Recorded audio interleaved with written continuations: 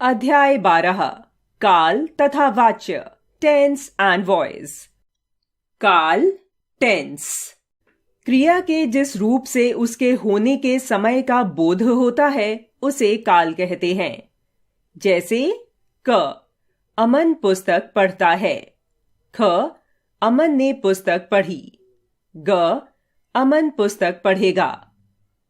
उपर्युक्त वाक्यों में पढ़ता है, पढ़ी तथा पढ़ेगा क्रिया के अलग अलग रूप हैं। प्रथम वाक्य क में वर्तमान अर्थात चल रहे समय में क्रिया के होने का बोध होता है। दूसरे वाक्य ख में बीते हुए समय में क्रिया के होने का बोध होता है। तीसरे वाक्य ग से यह पता चलता है कि क्रिया आगे आने वाले समय में होगी। इस प्रकार क्रिया के इस रूप को काल कहते हैं। काल के भेद काइंड्स ऑफ टेंस। काल के निम्नलिखित 3 भेद होते हैं। 1 भूतकाल, 2 वर्तमान काल, 3 भविष्यत काल। 1 भूतकाल क्रिया के जिस रूप से यह पता चलता है कि क्रिया बीते समय में हो चुकी है भूतकाल कहलाता है। जैसे मैंने खाना खाया, वे बाजार गए। इन वाक्यों में क्रिया खाया तथा गए से उनके बीते हुए समय में पूर्ण होने का बोध होता है।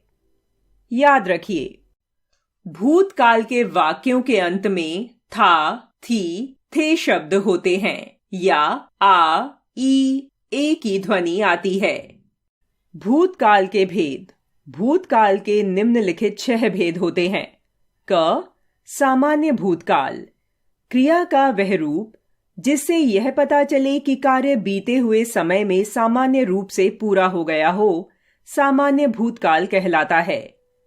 जैसे उसने पुस्तक पढ़ी, राम ने खाना खाया।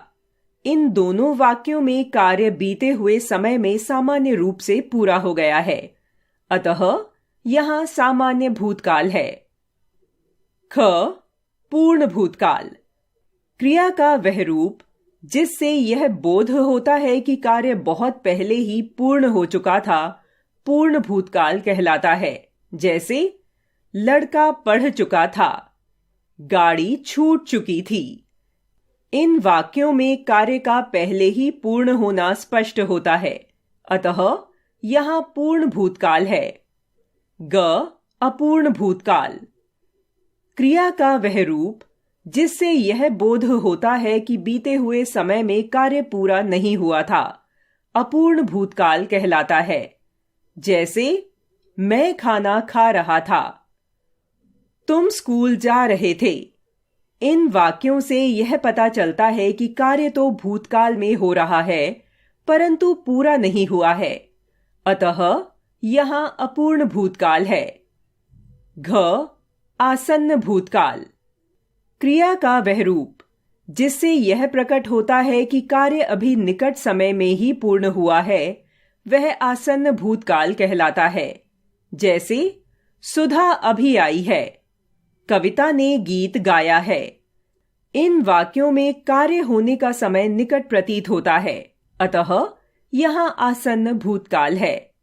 अंग संदिग्ध भूतकाल भूतकाल की क्रिया के जिस रूप से कार्य के पूर्ण होने में संदेह प्रकट होता है उसे संदिग्ध भूतकाल कहते हैं। जैसे राम बाजार गया होगा।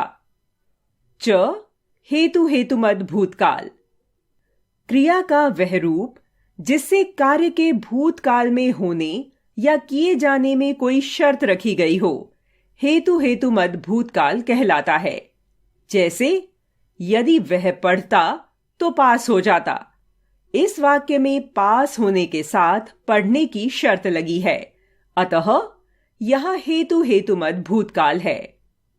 2 वर्तमान काल क्रिया के जिस रूप से कार्य के वर्तमान समय में होने का बोध होता है उसे वर्तमान काल कहते हैं। जैसे किसान खेत जोतता है, बच्चा रो रहा है। याद रखिए, वर्तमान काल के वाक्यों के अंत में है, हैं, हूं, हो आदि शब्द आते हैं। वर्तमान काल के भेद। वर्तमान काल के निम्नलिखित 3 भेद होते हैं। क, सामान्य वर्तमान काल। क्रिया के जिस रूप से कार्य के वर्तमान समय में होने का सामान्यतः बोध होता है उसे सामान्य वर्तमान काल कहते हैं। जैसे घोड़ा दौड़ता है। इस वाक्य में घोड़े के दौड़ने का कार्य सामान्य है। ख, अपूर्ण वर्तमान काल। क्रिया के जिस रूप से यह बोध होता है कि कार्य प्रारंभ हो गया है परंतु अभी पूर्ण नहीं हुआ है, वह अपूर्ण वर्तमान काल कहलाता है। जैसे वह पुस्तक पढ़ रहा है। इस वाक्य में पुस्तक पढ़ने का कार्य चल रहा है, अतः पढ़ने का कार्य पूरा न होने के कारण यहां अपूर्ण वर्तमान काल है। ग, संदिग्ध वर्तमान काल। क्रिया के जिस रूप से पता चलता है कि कार्य वर्तमान में चल रहा है परंतु पूरा होने में संदेह है, उसे संदिग्ध वर्तमान काल कहते हैं। जैसे राम क्रिकेट खेलता होगा, हरि बाजार जाता होगा। 3, भविष्यत काल।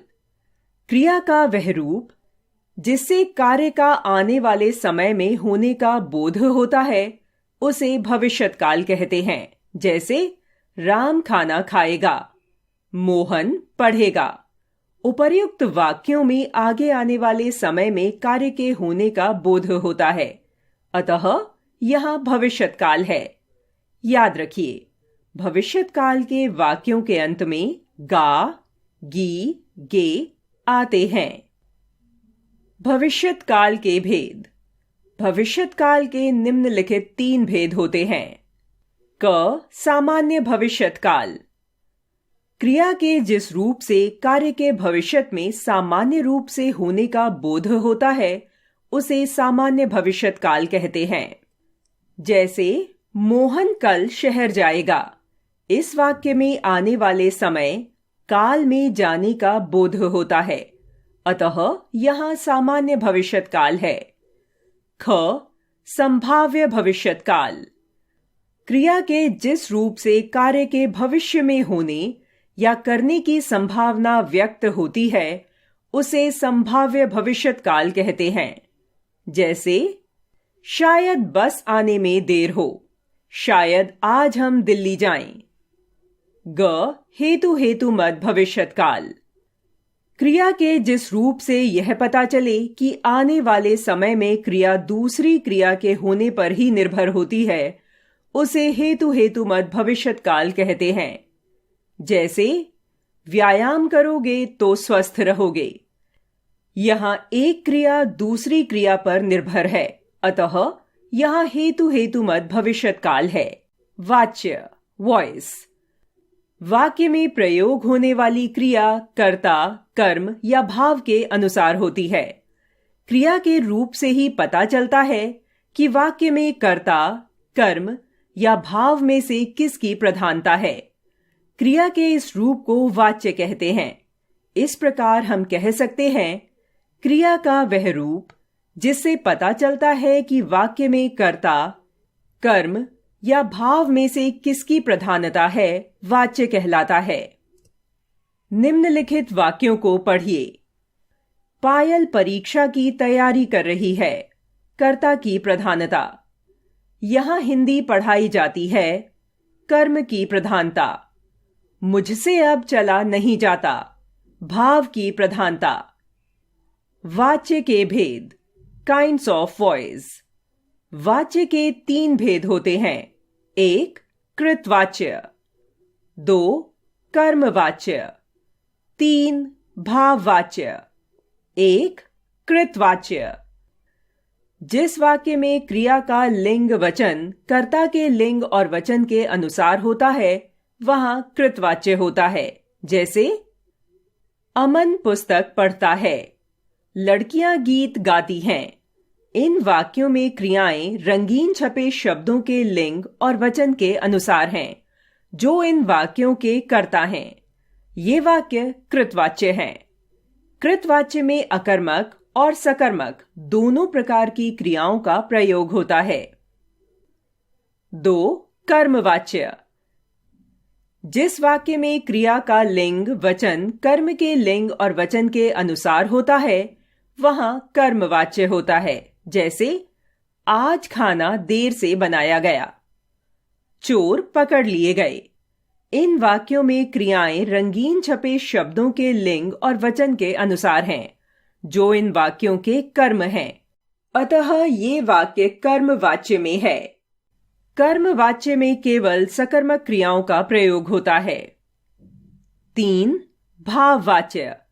जिस वाक्य में क्रिया पर कर्ता और कर्म के लिंग और वचन का कोई प्रभाव नहीं होता वहां भाववाच्य होता है, जैसे मुझसे ठंडे पानी में नहाया नहीं गया, अब तुमसे पढ़ा नहीं जाएगा।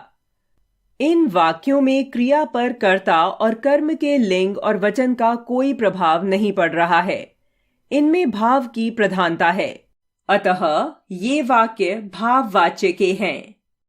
भाववाच्य में केवल अकर्मक क्रियाओं का प्रयोग होता है। आओ दोहराएं। क्रिया के जिस रूप से कार्य के करने या होने के समय का पता चलता है उस रूप को क्रिया का काल कहते हैं। काल के 3 भेद होते हैं: वर्तमान काल, भूतकाल और भविष्यत काल। वाच्य क्रिया का वह रूप होता है जिससे पता चलता है कि वाक्य में कर्ता, कर्म या भाव में से किसकी प्रधानता है। वाच्य के 3 भेद होते हैं: कृतवाच्य, कर्मवाच्य और भाववाच्य।